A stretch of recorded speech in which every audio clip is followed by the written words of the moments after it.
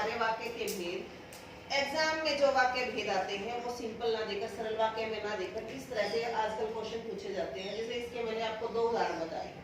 उदाहरण 1 देखेंगे, इसमें 2 सूची होती है, 2 पार्ट कर रखे हैं इसके। सुरेश के आने से सभी प्रसन्न हो गए। सुमित अच्छा लड़का है परंतु पदक नहीं जीत पा रहा है। ज्यों ही मैं घर पहुंचा त्यों ही वर्षा होने लगी। ये 3 वाक्य दिए हैं, तीनों में किसने यह लिख दिया, सुरेश के आने से सभी प्रसन्न हो गए, मिश्र वाक्य। सुमित अच्छा लड़का है परंतु पदक नहीं जीत पा रहा है, सरल वाक्य। ज्यों ही मैं घर पहुंचा त्यों ही वर्षा होने लगी, संयुक्त वाक्य। फिर ये तो आपको बता दिया। इसके बाद में वो ऑप्शन दे रहा है आपको कि आप बताओगे। अब पहले तो यही देख लो, सुरेश के आने से सभी प्रसन्न हो गए, कौन सा वाक्य है ये? सरल वाक्य। हमने यहाँ निशान लगा दिया।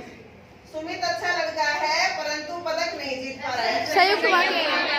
एक वाक्य ये है, अच्छा लड़का है और पदक नहीं जीत पा रहा है, दूसरा है और ये योजक के द्वारा हमने जोड़ दिया है, तो ये है कौन सा हमारा? संयुक्त वाक्य। संयुक्त वाक्य। तीसरा है, ज्यों ही मैं घर पहुंचा त्यों ही वर्षा होने लगी, मिश्र वाक्य। ज्यों ही, जैसे ही मैं पहुंचा त्यों ही वर्षा होने लगी, तो ये क्या है? मिश्र वाक्य। इसमें एक चीज और देखोगे, मैंने कहा था मिश्र वाक्य के 2 भेद होते हैं, एक आश्रित उपवाक्य होता है, एक उपधान होता है। तो इसमें जहाँ ज्यों, जैसे, जबकि, जहाँ ये लगा होगा ना तो वो आश्रित उपवाक्य होता है। ज्यों ही मैं घर पहुंचा त्यों ही वर्षा होने लगी, तो वर्षा होने लगी यहाँ मुख्य वाक्य है, ठीक है, और आश्रित है ये, ठीक है, अगर समझ में। अब इसने ऑप्शन दे दिए इसने। अब क्या में देखो, पहले का 2, पहले का 2, ठीक है, 2 का 3, 2 का 3, ये भी ठीक है, 3 का 1, तो ये तो हमारा पहले ही ठीक हो गया। फर्स्ट। अब अगला देखो, 6 का पहले का 1, पहले का 1 है ही नहीं। अगर हमारा पहला ही ठीक हो गया तो हमें आगे देखने की जरूरत है ही नहीं। बाई चांस हमारा लास्ट बड़ा होता तो हर चीज को हम ऐसे ही मिलाते, पहले का पहला, फर्स्ट का फर्स्ट नहीं है, गलत है, तो जहां हमने ये पहला देख लिया गलत है तो आगे उसको चलते जाओ। इस तरह से आपके जो एग्जाम्पल है वो आपके एग्जाम में आए।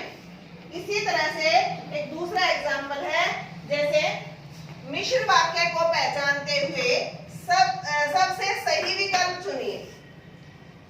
यदि इस बार वर्षा नहीं हुई तो सारी फसल नष्ट हो जाएगी।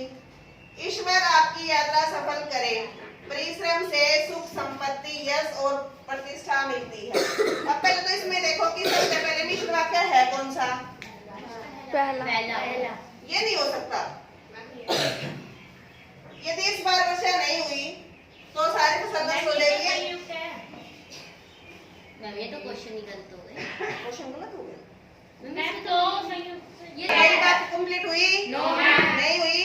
बात को पूरा करने के लिए हमें और सेंटेंस की आवश्यकता है ना? Yes ma'am. आश्रित वाक्य की हमें आवश्यकता है।